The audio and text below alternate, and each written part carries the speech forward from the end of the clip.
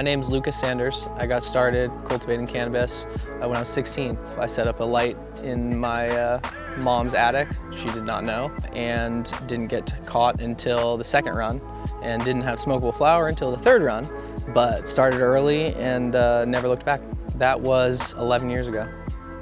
Before this site, I was mostly indoor, and I wanted to get a mixed light system that was more sustainable than indoor and really see if this type of environment could bring out the indoor quality that everyone's looking for while also being more sustainable.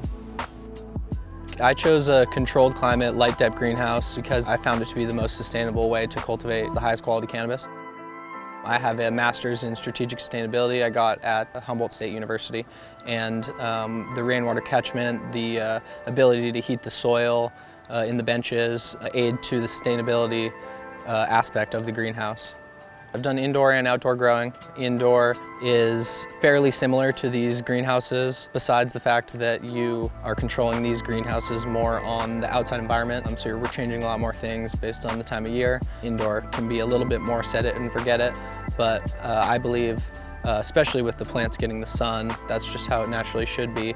There's other things in a greenhouse like this you can do that you wouldn't do in an indoor, like heat your soil, for example. So I can have the soil at an exact temperature I want it to be year-round, cool the space with the air outside. Definitely a lot more cost efficient. So we're into our third year of cultivation here, and per 1,000 square feet in a greenhouse like this, you should be pulling at least 100 pounds or a box. As long as you can get the indoor quality, you're probably cultivating it for half the price. It'll be all strain specific. Some stuff will yield more, some stuff will yield less.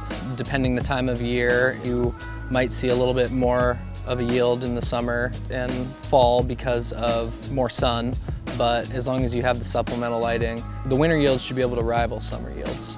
I believe rolling benches should be industry standard.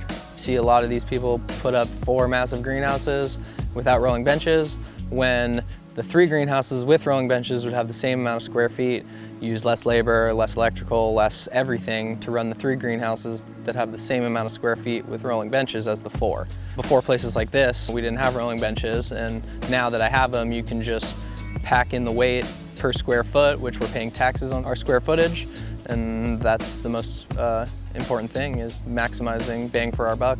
The Pro 7 rolling benches are more canopy, more plants, more bang for your buck in what you're using, more getting out of what you're paying for. So basically I can't think of any negatives to having rolling benches. I gutter connected my head house about 2 years after running the spaceship itself.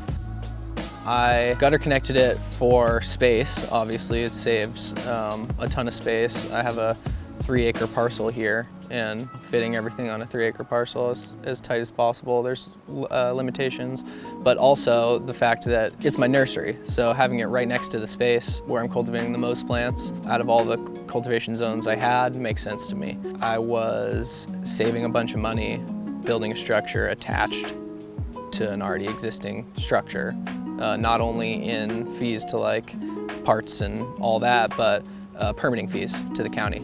It's just an addition, it's not a new building. I use the building attached to the spaceship as a nursery. So I'm gonna have space for about 20 to 30,000 vegging plants in 3.5 by 3.5 inch cubes. I'll have a big mom room, propagation room, and irrigation room. It's 2,142 square foot. It's 21 by 102, the head house. The Next Gen light depth controlled system is the most environmentally friendly system I've seen. When you compare it to indoor cultivation, it is 2 to 3 times more sustainable. You're using the power of the sun and only lights when you absolutely need to. The lights can come on and off based on the sun levels outside. You can use so many different things inside a Next Gen greenhouse that you can't use inside an indoor environment, as well as stuff that wouldn't even be compatible with outdoor or regular light deprivation. Well, the shade cloth is when we're planting in the summer. When the plants are really young, it's ripping out here. 1400 watts per meter squared sunlight, and we pull plants out of the nursery and they're just not ready for that. Another time we'll use the shade cloth is towards the end, maybe last week or two of flower in those same months, July, August, when the shade cloth can, bring the 1400 watts per meter squared down to 700-800, where when the plants are just full bloom, they respond to that and they don't want that heavy light. The rainwater catchment, I can store 80, 90, 100,000 gallons a year if I had the space, and that could operate me through the entire dry season. Next Gen's customer service is amazing. They are definitely my go-to for anything, even a lot of the equipment inside, not just the structure. I deal with Lisa there, and I've dealt with her for years, and she is warm to work with, very great person, super quick to address anything that I have an issue with. Not only worked with them on a business level through purchasing stuff for them, but just through other connections in the industry and meeting other people that have Next Gen greenhouses. They create a place for all of us to collaborate, and I'll see them at the events all the time, hang out with them. Extra there for sure, the BizCons and other events.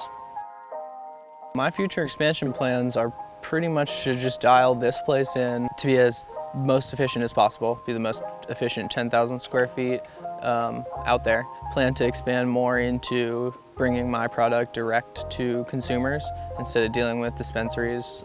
Getting my own retail together for my products to go to consumers.